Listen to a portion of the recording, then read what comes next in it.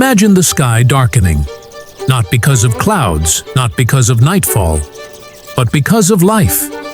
Millions of wings beating in unison, each spanning more than 1.5 meters, transforming the horizon into a pulsating, living curtain. This is not science fiction. This happens every single night. And most humans on this planet will never see it.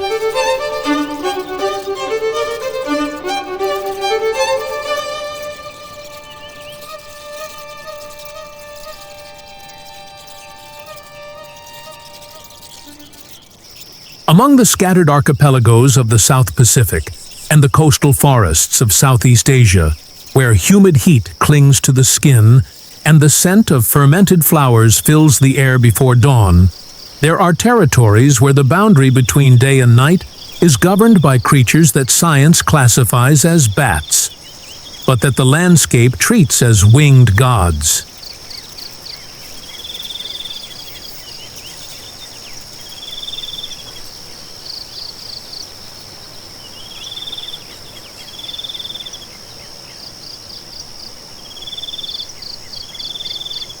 The islands of Lombok, the coastal savannas of tropical Australia, the forests of Borneo, and the dense hills of Madagascar are home to different species of the Pteropodidae family, each ecosystem shaped directly by the presence of these animals.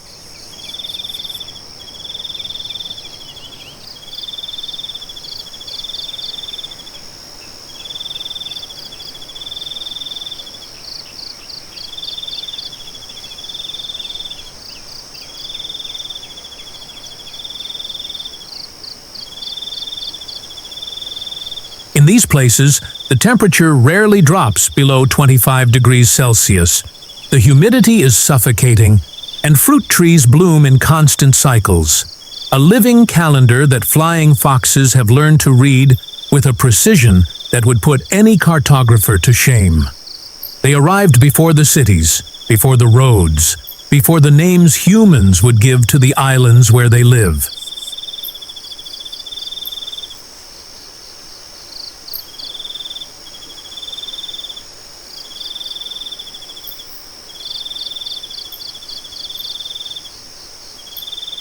The large flying fox, Pteropus vampirus, the largest species in the Pteropodidae family in terms of wingspan, can spread its wings up to 1 meter and 70 centimeters from tip to tip, a dimension that belongs to the realm of eagles, not to the realm of bats that most people imagine. Its face is long, with a projecting snout, large amber eyes that see in broad daylight with surprising clarity, and delicate ears that capture frequencies far beyond human hearing.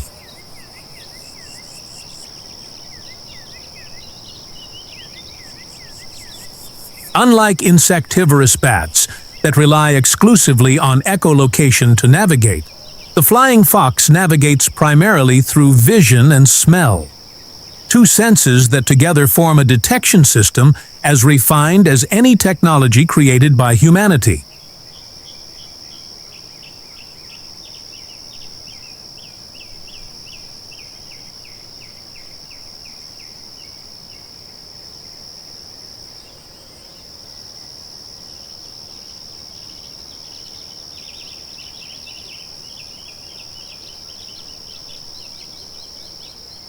During the day, colonies reaching up to 1 million individuals hanging from the treetops create a deafening noise of territorial disputes, social grooming, and constant communication. An entire city suspended 30 meters above the ground, invisible to anyone walking below without ever looking up. And when the sun touches the horizon, something changes. The sky changes. The planet changes. And the night belongs to them in a way that no other creature claims with such absolute authority. The flight of the flying fox is unhurried, and that is precisely its most lethal weapon. While smaller predators hunt with speed and muscular explosion, the large flying fox, Pteropus vampirus, flies with a gliding elegance, riding ascending thermal currents at up to 40 kilometers per hour without barely beating its wings, covering distances of 50 to 60 kilometers in a single night in search of food.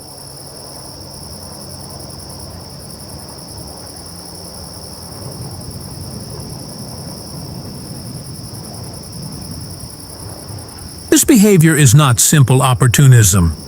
It is a territorial exploration strategy that guarantees access to resources distributed across forest mosaics that no land animal could reach with the same efficiency. When it finds a laden fig tree or a mango tree in full production, the flying fox does not merely eat, it pollinates.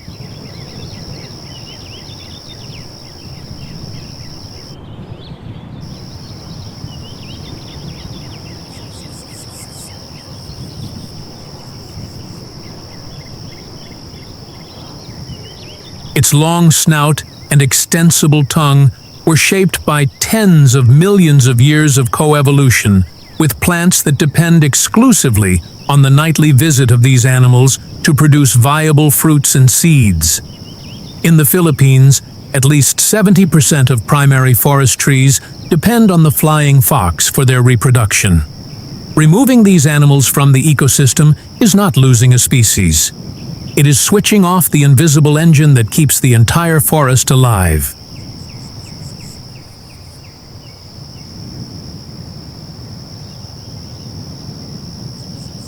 And there is something even more extraordinary hidden within that silent flight through the small hours of the night that science took decades to fully understand. The social life of the giant flying fox operates like an aerial aristocracy. Hierarchical, intense, and surprisingly tender. Adult males defend roosting territories with dramatic physical confrontations, spreading their wings like capes and emitting calls that carry complex information about size, health, and dominance. Females choose their partners with a selectiveness that scientists took decades to decipher, preferring males with higher quality roosts, higher, better ventilated, better protected from predators. After a gestation of approximately 180 days, a single pup is born, naked and completely dependent, which the mother will carry hanging from her chest during the first weeks of life. Flying with that extra weight, foraging with that extra weight, surviving with that extra weight. The pup learns the map of the world through the vibrations of its mother's body before it even opens its eyes to the sky.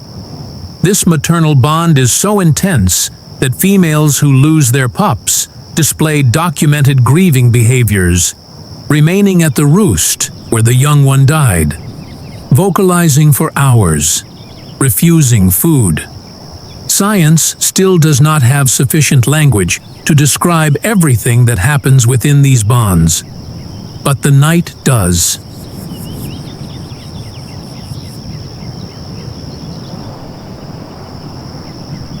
And the night holds secrets about these animals that we are only now beginning to decipher. Not even the deepest darkness, nor the torrential rain, nor the winds that sweep the canopies of tropical trees are capable of interrupting what happens every night in the colonies of the Indian flying fox, Pteropus giganteus.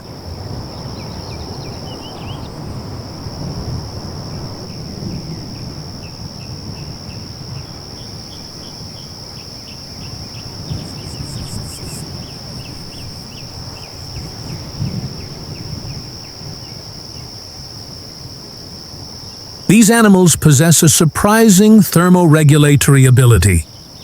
When the heat exceeds 36 degrees Celsius, they begin actively fanning themselves with their own wing membranes, dissipating heat through a vascular structure as sophisticated as any cooling system created by modern engineering.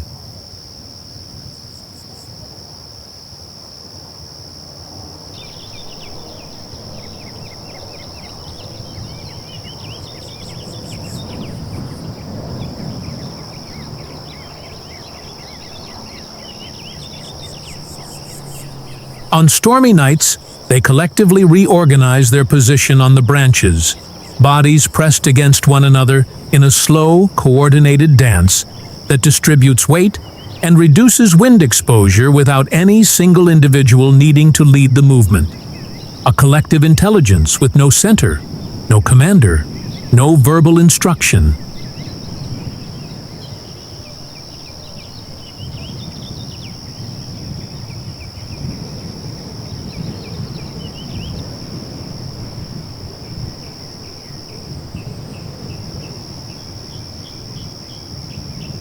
Young animals that have not yet mastered long-distance flight observe from the lower branches, absorbing every detail of adult behavior with an attentiveness seen only in animals with genuine capacity for social learning.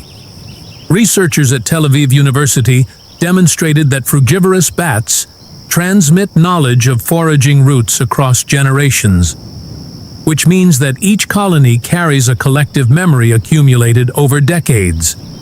And that memory is disappearing, silently, one colony at a time. The greatest enemy of the flying fox has no wings, no fangs, and does not fly at night. It uses tools, builds cities, and switches on lights that confuse the sky. Habitat loss is the most devastating threat faced by virtually all species of Pteropodidae, with forests being converted into plantations at a speed that surpasses any natural capacity for adaptation.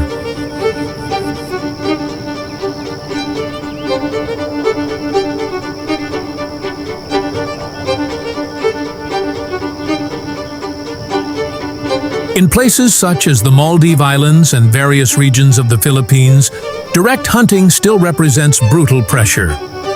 Entire colonies wiped out by hunters in a single night.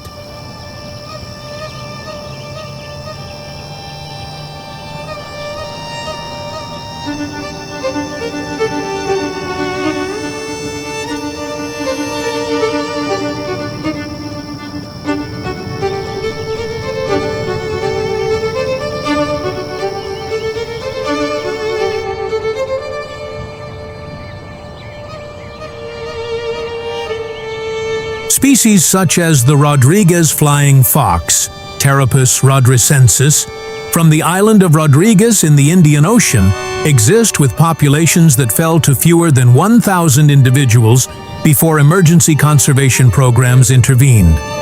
Numbers so fragile that a single hurricane could extinguish the entire species. The International Union for Conservation of Nature classifies multiple species of Pteropodidae as vulnerable, endangered, or critically endangered.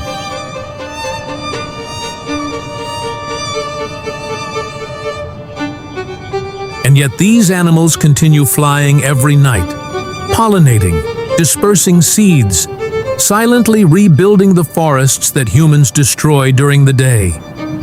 They do not know they are resisting, but they resist. And as long as a single colony remains suspended in the dark canopies of a tropical forest, there will be hope that the night sky never loses its last, magnificent living shadow.